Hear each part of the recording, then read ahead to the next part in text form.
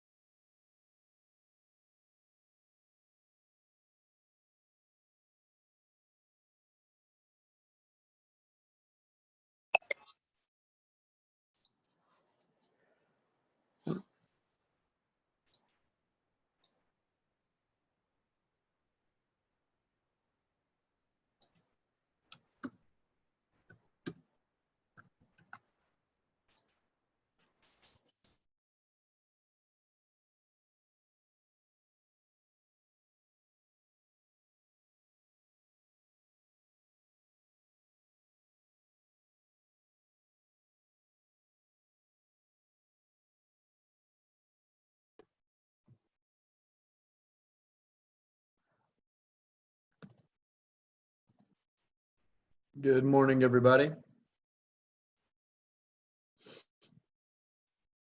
Good morning. How are y'all doing today? I'm well. How are you? Lilia, you're muted. I'm doing well. I'm going to go ahead and send out an invite to everybody. Appreciate y'all being here on time. And most people get the invite and then they show up because there's so much stuff going on. So I kind of understand it.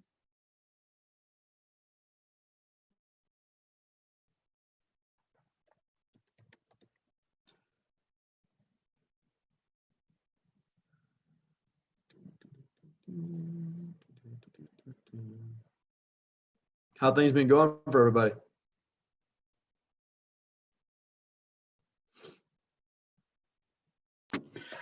I would say for me, well, I mean, just adjusting, right? Good. Focused, taking advantage of this time. Yeah. So personally, everything's going well, and then. Oh yeah, family's doing good. Family's safe. Taking advantage, working on some items, and also just getting some projects done, some spring cleaning done during some downtime. Yeah. I know this actually is probably going, I mean, I know it sounds weird to say that doing this is going to save me money, as opposed to losing me money. But I pay about $140, $150 a month for my family to go to a gym. And instead of doing that now, I'm getting a home gym. It's actually a full home gym, squat rack, bench, all that stuff.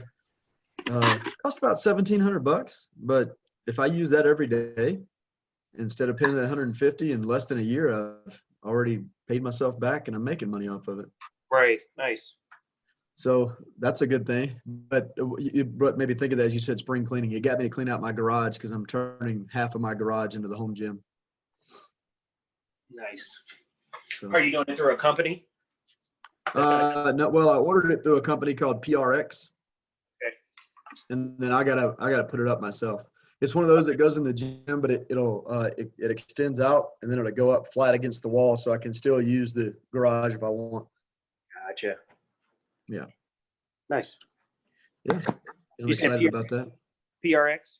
Yeah, PRX. Did I see that on Shark Tank? Yeah, that's where it came from with Shark Okay. Tank. I was Yeah. like, that sounds familiar. Yeah, that's where it came from with Shark Tank. I'm going to give everybody else just a couple more minutes to get on because today is a very important class. You're going to hear me say this again if more people hop on.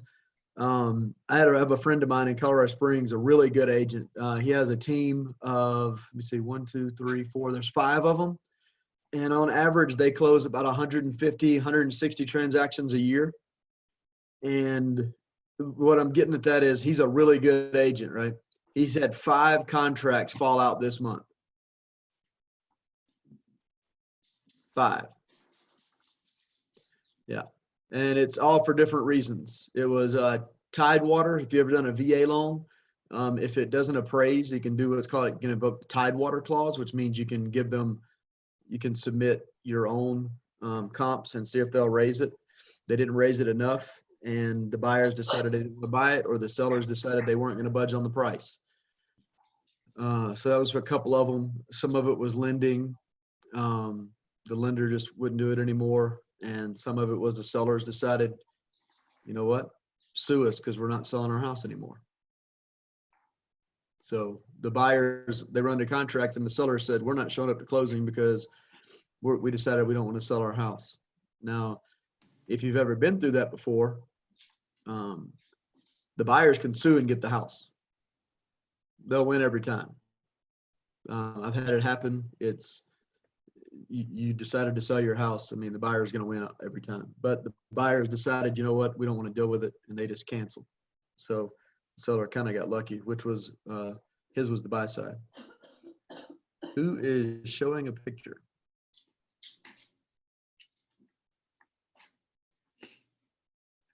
I'm not sure who's doing that. Wiesem, you have your screen is shared with everybody. There we go. I'm not a host, so I can't control how everybody does that or not. All right, well, let's go ahead and get started. Like I said, the purpose of today is to learn how to bulletproof your transactions. Now, what does that mean to you? Safeguard them from falling apart, looking at reasons why they could potentially fall apart and have a plan to prevent it. Yeah. And I'm going to give you some ideas of how to do that. But really what I want y'all to do is I want y'all to come up with your ideas and let's talk about them. What do you think is the best way to bulletproof your transactions? Have a faster closing. Wait, can we say those again? Claudia first, then Leah. Oh, yeah. I've been asking the lenders just to rerun take a look at the updated pay stubs and just a verification of employment before submitting anything. Okay, that's a good one. So what I'm doing with my lender is I've actually narrowed it down to 2 lenders that I'm using, because those were the 2 that I said, can you give me a 99% assurity that this is going to close? And they said yes. And I said, okay, great. That's the ones I'm going to use. The other one said, no, there's too many factors. No, there's not too many factors. What it is there's too many overlays that your company keeps coming out with that changes things. That has nothing to do with the seller or the buyer or with me. That has to do with you and your company. And I told them, a couple of them were good friends of mine. I was like, look, I'm just not going to be able to use you until y'all stop changing so much. And they understood because they get it. That's what their company's doing. But that's what I do with my lenders. Leah, what were you saying? I just was saying to make sure you have a fast closing as fast as you can get it done. Yes. Yes. Close it as fast as possible, because the less time there is, the less things can change, right? And here's the thing. Almost everybody in the transaction wants it to close fast. Everybody in the transaction wants it to close. Are we correct in saying that? The buyer goes into contract, the seller goes into contract, the lender, you, title, the appraiser, everybody really wants it to close, right? So that if you tell that other agent, here's the thing, one of the biggest things you're going to have to do is help the other agent. And I'm not saying this to brag on us, but I know this just from talking to other agents every day. They are not getting the training we are getting. So you just be the one who's providing them with the training. So you tell them, hey, look, here's how we got to do this. Talk to you, if you have the buyer, right? Talk to your seller. We want to close this sucker fast. Tell them this is the most likely way that it's going to get closed. How fast are they willing to move out if we can get it done? Find it out. Ask. And if they say, we're not willing to move out more than faster than 30 days. Okay. That's fine. At least you tried though, right? So go do that first. What are some other ways you can bulletproof your transactions? Jorge, I don't think you ever have anything fall out. Tell me how you do it. To me, I was gonna say set the expectation from the beginning. Make sure everybody understands the first thing they get to is understand that process, how everything's gonna come down to, answer any questions, go through scenarios, and as soon as everybody understands it, just go for it, or that's how you start, or that's how I start. That is the winning answer. All of these were correct. That is number one. Number one is set expectations from the beginning. Tell them anything and everything that can go wrong. So if it does, they already expect it and you already have a plan in place for how you're going to fix it. Set it up just from day one. This is something we've seen. If this happens, here's how we're going to handle it. Because they have no problems with, let me change that. They don't get worried if a problem comes up as long as they know it's coming, as long as they think it might, if they know it might be coming. If they get blindsided by something, like I'm sure we're all the same way, right? If something comes out of the blue, we're like, wait, now I got to think about this because everything could go wrong. This is a $450,000 thing I'm about to buy and you're telling me things are going wrong. I got to reevaluate this. Matter of fact, just cancel it and then I'll think about it and we'll see what we can do later. That's how people react a lot of the time. They're not in this every day like we are. So you just have to explain to them, hey, this is what we're going to do. We're under contract. These are some things that might come up. That way, when it does come up, they're like, oh, okay. Yeah, Claudia already told me that might happen. She's got a plan for it. We're good. Yeah. Good job, Jorge. Thank you. Thank you. And it's just letting them know it like when it comes, like you're saying, it's like, hey, remember we talked about this? This is ways we can go about it. They already know you're in a better position or represent yourself as a professional. Like we already talked about it and they know they're ready and then here's another way. If there's something you didn't talk about, do not call them or do not text them or email them and say, hey, we've got a problem. That's not the way to handle it. Do it this way. Hey, this came up. Here's how we're going to fix it. Already have the solution before you ever call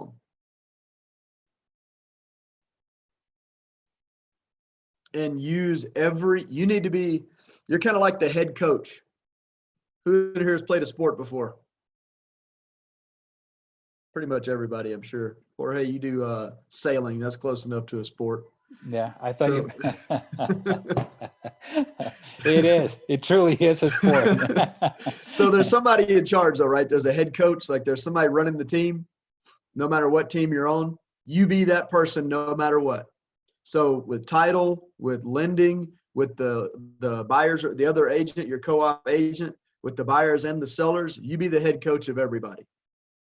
And whenever something comes up, you go, great, I'm going to get you a solution. I'll get right back to you. You make sure you're the one who's handling everything. Some people are going to get a little bit upset about it because lenders and title are good at their job too, right? Most of them. So most of them. So they might get a little upset that you're going to step on toes and you're coming in saying, hey, make sure this gets done and here's how I want it done. That's okay. As long as it gets closed, do you care? And as long as it gets closed, do they really care? No, they don't care. So just make sure you've got your hands in. I remember I was fairly new. I'd been an agent for just under a year, but and I was working 6 to 7 clients at a time for buyers, which if you work 6, 7 buyers at a time, it's time consuming, right? Like it's a headache. And I had a lender who wasn't getting back to me. And he usually did his job the right way, but there was a couple of things coming up and he just wasn't responding. So I said, great, can you email me all the files? I'm going to give them to somebody else. He would never answer his phone, and I need to get a couple of things fixed, and we needed to track it. After that day, he called me within 5 minutes, by the way. And after that day, we talked every day, and he'd been a lender for over 20 years. Did he like me doing that to him? Nope. Did he like it after he started getting 5 or 6 transactions a month and he had to call me every day to discuss where we were at with these clients? Yeah, he liked it after that. So it's okay. You be the head coach and you take care of everything. What are some other ways we can bulletproof transactions? I want to talk about like theory ways, like things we can do up front before we get into very specifics. Verify employment for the buyer. Yeah. If you got the listing, taking the offer, not necessarily just the lender, but a heart to heart with the lender, and I would say also with the buyer's agent. What is their status at work? How do you foresee anything happen? Yeah. You can even try to like solidify it, just to like, hey, after inspection, if we come to terms and everything's fine and you understand that everything's right, you can even try to promote the earnest money to go hard. Yeah. Just now or lender. Yeah. There's lots of ways to do that. Another thing you can do, get them pre-approved as a backup through your lender. If you don't trust their lender, how many times do builders do this? If you put a contract under with a builder, they're like, use our lender or you don't get it. Right? Great. And we always think we can't do that. Absolutely we can. Tell the agent, say, if you want me to accept your offer, use your lender by all means. I don't mind you using your lender. What I'm saying is I want you to get a backup through my lender. So if anything goes wrong, we know we can get it closed. And if they say, no, we're not going to do that, great. I'm not going to accept your offer. I'll go to the next one. They were real quick. They'd be like, are you serious? You're not going to do that? Yes, I'm very serious. You're going to get a backup with my lender or we're not going to accept your offer. We have 2 other offers. Yes, the other offer is $5,000 less, and I feel way more comfortable instead of using Rocket Mortgage to use ours. So Casey, so with that so that would be like if you have a listing, you would already like work with the lender for your listing, and when you're promoting that property, you would kind of promote the buyers to get qualified through that lender, right? Well, like I said, I don't mind them using their lender as long as they get a backup approval through my lender. Okay. So I know that if anything goes wrong with their lender, my lender can just grab it and run with it and get it closed. Okay. And there's no 2-week lag waiting to get all the documents and get appraisal and get everything approved. They've already got it done. They're just waiting now. But I would make sure it's a lender who's rock solid. Somebody who you know is going to be able to get it done.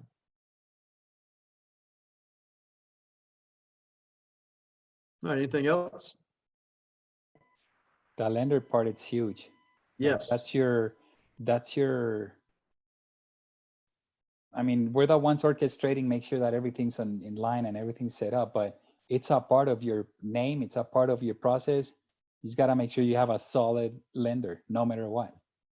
Well, it's so funny because, I mean, I've been dealing with this a few times. Like most of my people that I know, friends and all in business, are in Colorado Springs. And I talk to them all the time just because they're friends of mine. And they all have their friends that are lenders that they want to use, right? And for years, they've been wondering, they're like, why don't you ever use this guy? Or why don't you ever use this guy? Like, he's our friend. I was like, well, he's not good. That's why I don't use him. I want to stay friends with him. If he screws something up that cost me $10,000, I'm probably not going to be friends with him anymore. So that's why I don't use him. Now they're calling me, like the guy who had 5 transactions fall out. He asked me, he's like, who do you use? I was like, you already know who I use. Yeah, but I don't like him. I was like, you know, I not like him, but he's really good. And now that's who he's going to use instead of our friend. And our friend is getting upset. It's like, you're the one who chose what company you work for, and you're the one who works the way you work. I didn't say this to him. That's what I'm thinking to myself, right? But now our friends are starting to look for the best and not just the people we know. That's something you need to take into consideration. It's not just somebody you know, it's who's the best.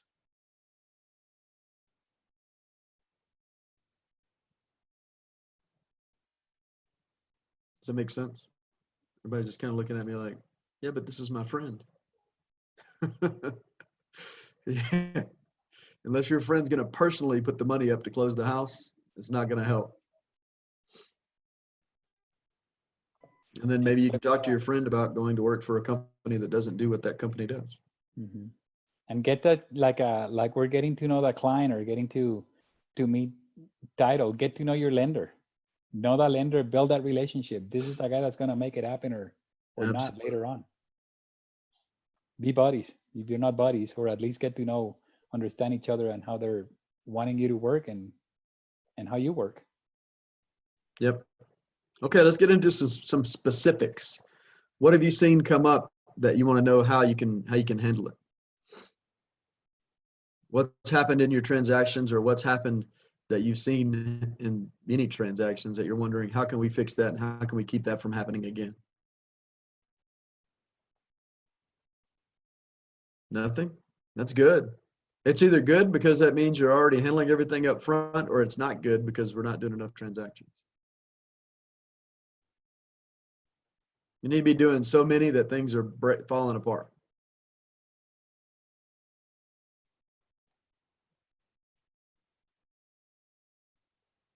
Lily, you mind if I use you as an example? Okay, sure. Did you have a transaction fall out a couple weeks ago? Yes, I did. Okay, what happened with it? Well, it was the company wasn't doing down payment assistance any longer, and then when they did bring it back, it came back at a higher rate, which kind of made their payment more than what they could afford. And let's see, more than what they could afford. And then there was something else that, oh yeah, the qualifying score had changed. So yeah, it just became That's something that they where- didn't feel that's what I was comfortable with talking about. doing. They had to bring more down payment money, and they weren't able to do it. That's what I was talking about in the beginning. Interview your lenders, Mm-hmm. because if I have a lender that says, well, this might change or this might change, okay, we're not going to use you. Yeah, see, what I didn't understand was when we started the transaction, everything was fine. And I guess I just felt like if you're already in a transaction, I don't feel like those loans should be judged as critical if you already know that they were solid enough to qualify. I can understand new loans coming in, but Lenders are why? changing by the week. Like they're changing their overlays by the week. They're changing whatever their requirements are for lending by the day, really. Yeah. All my Every- transactions right now are affected by the loans. Yeah. One of them was supposed to close this week and they didn't. We had to push it out for another week because they had to be moved to a different lender because the lender all of a sudden decided that they weren't processing FHA loans any longer, so they had to move it. So here's what I would recommend every one of you do. Every one of you interview 3 to 4, get recommendations, interview 3 to 4 of the top lenders, and pick 1 or 2 of them that they say, nope, this is what we have. These are our parameters. There is a 99% likelihood that we are not changing this. This is what we're going to do. That way you know what you're working with. And there are some of them out there like that. There's one that I've been using more and more here lately because they are not changing their overlays regardless. They said that we are not changing it. And it's Mortgage Solutions Financial. Now, like I said, their interest rates can be a little high on certain loans because if you have a 450 credit score, you're going to have a pretty high interest rate. But they also do the best for if it's a normal loan, they have the same rates as everybody else. Another really good one is Mark's people. They are not making very many changes. The Nation's Lending, they still have the same requirements for most of their stuff because what the way their model is set up, they're not a broker. They are a direct lender, but they use investors for their direct lending programs that will not change the overlays. They'll go find an investor who'll back it. So those are 2 really good ones. Nation's Lending, Mark, and Mortgage Solutions. Now, Keller Mortgage, if they get approved for it, it's rock solid. It's just a little bit harder approval. They have their standards that you have to meet. Does that help? Yeah, I sent one of my clients that I just picked up the other day to Mark. Okay. Yeah, so we'll see how that goes. Okay. Any other specific situations where you want to know how we can handle it? I'll give you an example of one that Sandra Hosker, she's a newer agent in the office. She's been an agent for a few years now. She's newer to the office though. She called me the other day and she's like, hey, I got a VA loan and this lady does not want to put down any earnest money. And I was like, well, let's discuss it with her. The best way to handle that is always talk to the other agent. Give it a second. It says my internet's unstable. Can everybody hear me again?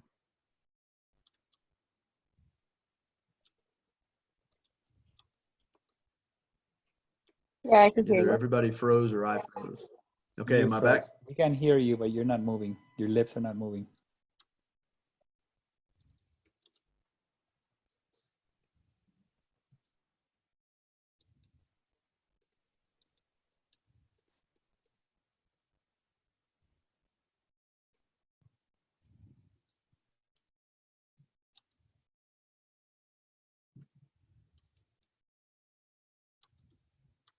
He froze. He really froze. Yeah. How's everybody doing? Good? It's Friday. good. Sun is out. Beautiful day.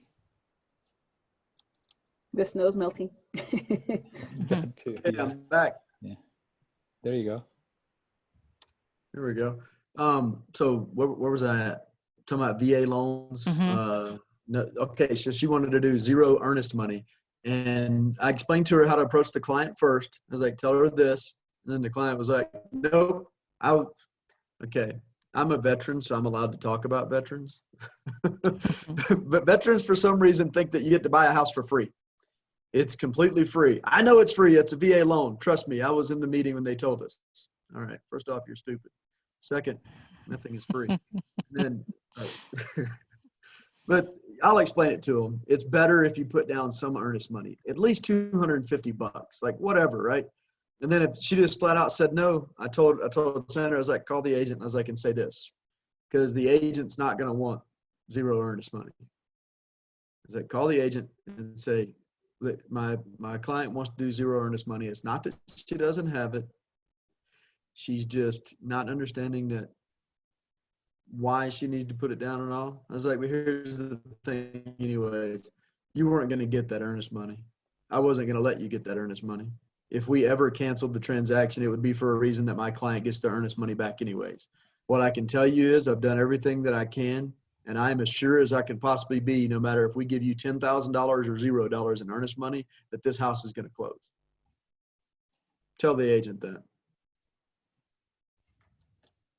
They know. How many times do they get the earnest money anyways?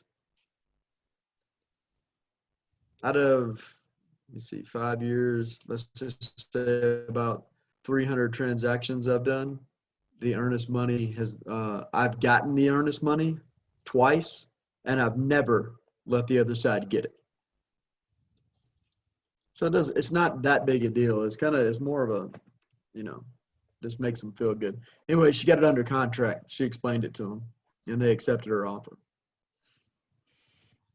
So if you explain everything, it's like what Jorge was saying before. If you explain everything up front, everybody's fine. If she'd have just sent the offer over and not called and said, hey, this is why we're not doing earnest money, they probably wouldn't have liked it. Anything else?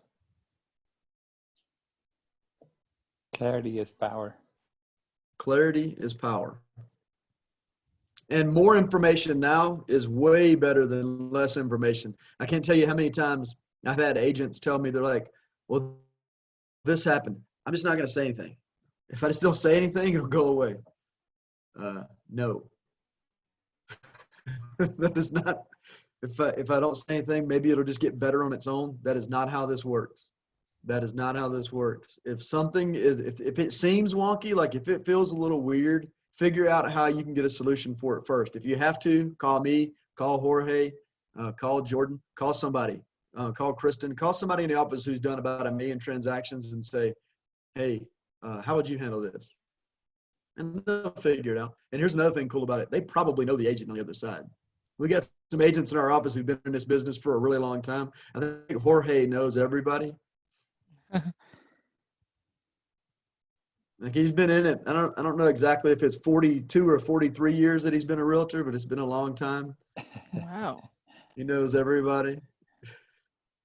Call him and say it, because that's a situation that comes up all the time. It'll be a transaction and they're like, hey, this agent's giving me a hard time. Oh, I know that agent. Give me a minute and I'll call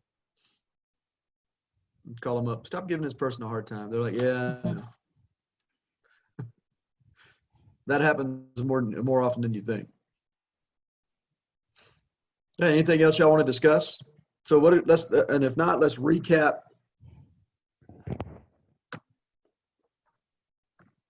There's Jorge's phone number. Let's recap what we discussed today. What's the number one thing that you need to do? Lead generate. Manage No. expectations. To bulletproof your transaction. And I don't want Jorge answering. I want somebody else to answer. What's the number one thing you need to do to bulletproof your transaction? Set Manage your expectations. clients' expectations. Yes, up front. Anything and everything that you can identify as a problem up front. What's the second best thing you can do? Interview lenders to find out Have what a they're doing. rock solid lender. Have a rock solid lender so you know if you go under contract, it will not fall out because of lending, unless the buyer does something. Mm-hmm. Now, the lender can't control what the buyer does, but you know, unless the buyer goes and does something crazy, that it's not going to happen. The other thing is you can coach, you need to tell your buyer, do not spend your money, do not buy this, do not add up credit cards. Like you need to go through all of that right now, because if there's any little changes right now, lenders are getting nervous and they're not trying to figure out how to ways to do it. They're canceling. So coach your buyers. Don't do any of these things. So Casey, I have a question. Yes. Can we ask buyers to show us proof that they have down payment money? Because that's what I want to do from this point going forward. Proof of that funds they- for down payment? Yeah, that they actually have it. Yeah, you can ask for it. Doesn't the lender? Isn't that one of the things the lender Well, will do? That's what I think that they're supposed to do, but I don't know if they're always doing it. Just Well, because that's of why some you of the need to interview and situations I've find a rock had. solid lender. And that's a question that you'll ask the lenders. Hey, are you going to make sure they have the down payment money? And if the lender Okay. says, well, we just assume they do, be like, all right, thank you. I'm not going to use you. I'm going to go Okay. find somebody who makes sure that they have the money. Mm-hmm. Yeah, because It's they in should be that doing that. contract too. It's in that contract when you get, let's say you got the listing and they say they have the money down, or they have the money to put down available now or not. Mm-hmm. And if they do, you can call them on it with your lender letter as well.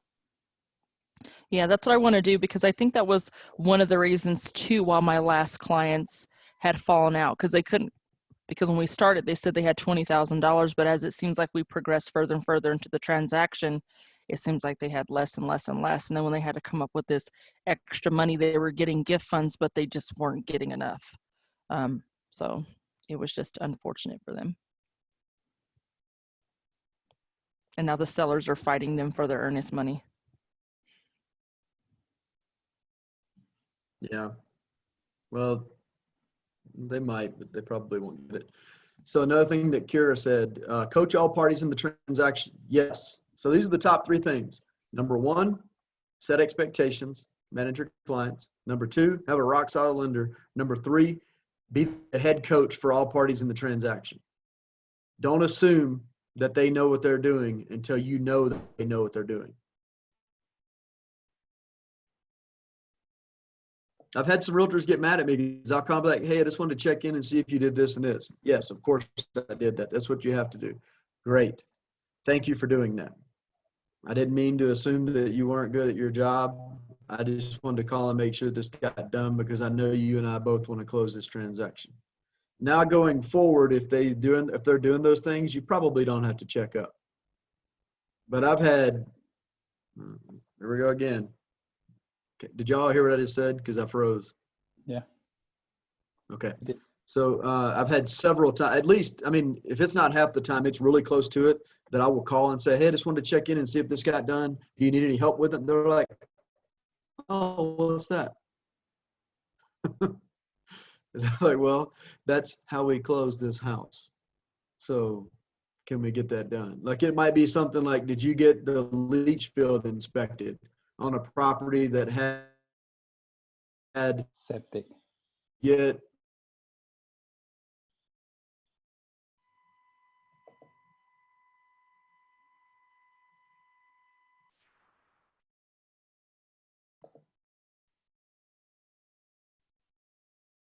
So what he's talking about in a leach field, it's something that has a septic.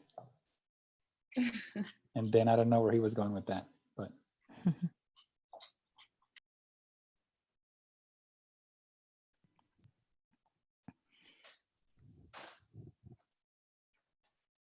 Casey.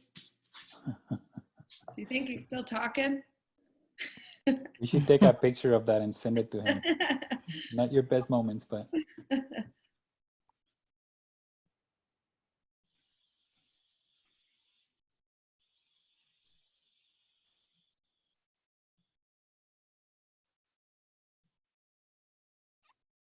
Maybe he'll get reconnected.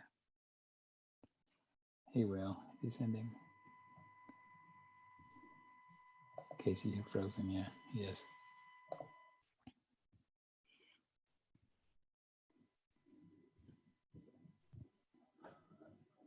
sorry, y'all, my internet is terrible today.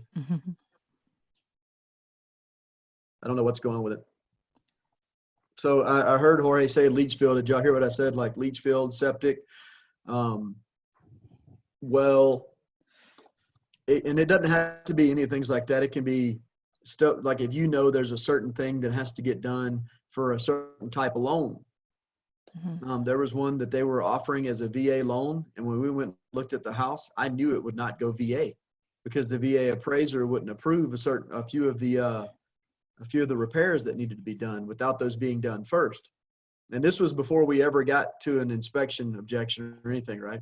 So I just called and said, hey, did you know this? This is a couple of things that I saw that I knew wouldn't pass. Yeah. And the realtor said, no, I had no idea we had to do that. And this was somebody who'd been a realtor for years. They just never did VA. So yeah. Casey, where should we go to kind of look that up? Like to kind of know ahead of time what they're going to be looking for. I know more about I know VA loans kind of look for the same thing as FHA, but like where should we go to kind of look for it? You can just go to va.gov. You can just go VA loan appraisal requirements. You can just Google that. And it'll tell you the main things. There can't be anything that's like a cosmetic issue. Like I know cosmetic issues, a lot of times for FHA or conventional, you can get them through. If it's paint peeling, if there's missing shutters, like some of it is ridiculous. Like, you know, the downspouts on the gutters, if you're missing those, they won't approve it. So it's just make sure, you know, a lot of it you're going to get done on inspection, but if there's some of it that, especially in a certain market like now where people don't want to fix or pay for it. Well, now they're getting back to where they will. But 6 months ago, they didn't want to fix or pay for anything. They're like, nope, you can buy it like it is. Well, we can't buy it like it is. And you offered it to be VA. So, and there's been times where there's like flat out, we're not going to do it. We will not do it. One of them was a barn. The lady just flat out said, I am not going to paint the barn. Well, since the barn was affixed to a foundation, it's considered part of the real estate transaction. And the lady is just flat out, I'm not going to do it. So I said, okay, here's what we'll do. This Saturday, me and my buyers will come paint it. Are you good with that?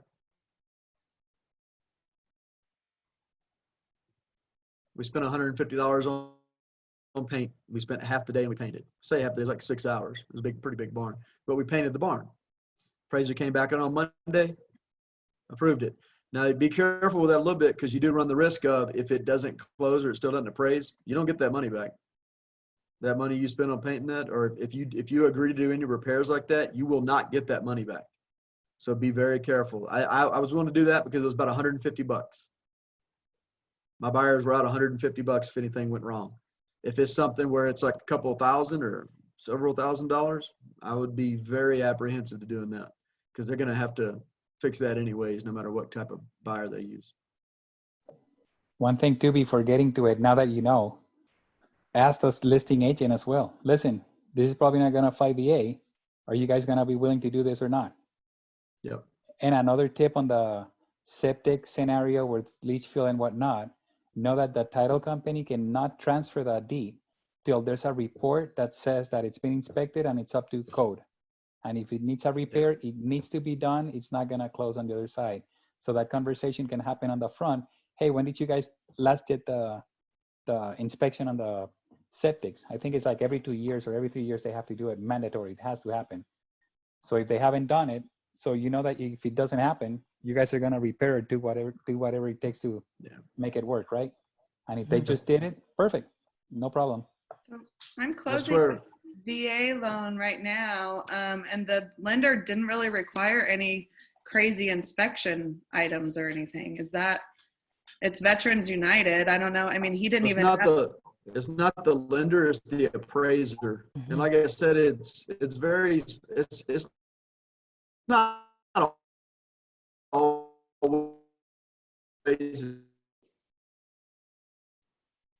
oh man. Okay, am I back? You froze up Yeah, again. I froze again. I probably froze like with a weird look on my face. Those are my favorites. So it's the appraiser, not the lender. Okay, because I mean, we had the appraisal done too, and they just did a drive-by, and it appraised out fine. So, Yeah. I mean, I guess Yeah, that's fine then. okay. Yeah, if it, like, it's probably a newer house. Yeah, I think it's like 2005. Yeah, if it's a newer house, they sometimes like a drive-by appraisal is all required, and Okay. you'll be fine. Okay, cool. Jorge made a great point though too. This is something I almost forgot. For your sellers, have them do a pre-listing home inspection.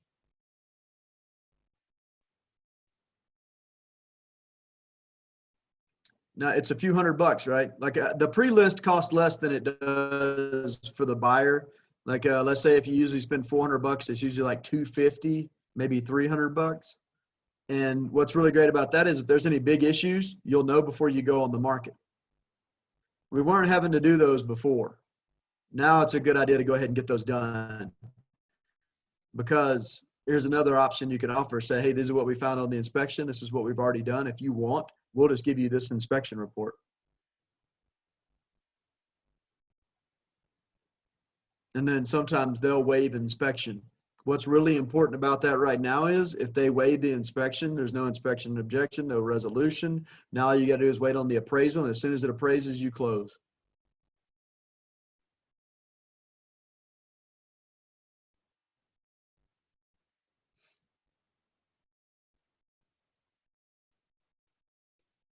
Anything else? No, I think that's great.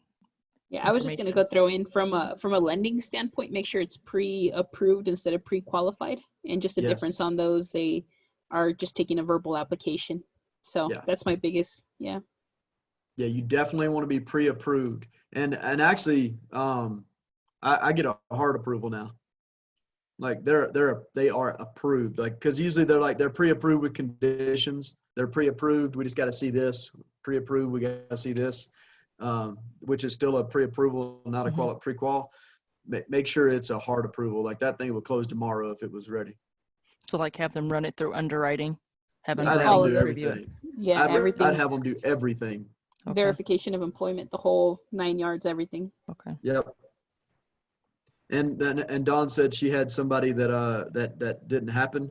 That's why you got to interview your people, Dawn. Interview them and tell them, this is what I want. If I send you a buyer, will you do this? Some of them will say, no, I'm not going to do that because it costs money and we don't know what's going to happen. Great. You're not the person I want to work with. Mm-hmm. That's fine. Like we're not judging them for the way they do business. They're just not doing it the way we want to do it right now. So we're going to find somebody that does it the way we want to do it. The other thing I've done is, like, if I've seen a house and it fits like what the client is looking for, but it's a conventional, and I'm looking at the pictures, it doesn't look like there's any peeled paint or any of that, I'll call the listing agent and I'll be like, is there any reason why you think this wouldn't fly FHA? And then sometimes I'll go back to their preferred lender and ask the questions, and I'll see later on the listing that they'll set that FHA is now approved. Yep. To get some more. Kira, thanks for attending, Kira. Yeah, So, get some more house options. Yeah, and you will get that. There's some realtors who they had a FHA loan go bad one time, 10 years ago. So they never put FHA again. And they just don't understand what happened or anything. That's a very good point. I've had some have done the same thing. It's a very good point. I had a lady one time who said I refuse to do VA just because I don't like them. I was like, great. We're about to do a VA rally in your front yard. Not rude I when was doing serious. a rally. Rude she doesn't want to work with VA. Who does that? That's like discrimination, like for real. That's what rude. I thought, but it's technically not. You don't have to accept a VA loan. You don't have to. I was like, that's fine. We will social distance and walk 6 feet apart in front of your house with signs saying this lady hates veterans. And you know, motorcycle gangs love defending veterans. Like, we'll just have them drive through your neighborhood all day. Yep. I know a couple of them. They'll just drive through your neighborhood all day. You'll accept a VA loan. All right. Well, that's all I got for everybody. There will be a couple more good things. Make it to happy hour today too. It's getting pretty fun. Oh my goodness, the last one was hilarious. Yeah. Even if you don't drink, that's fine. Just show up. All right. I'll talk to you later. All right. Thanks, Casey.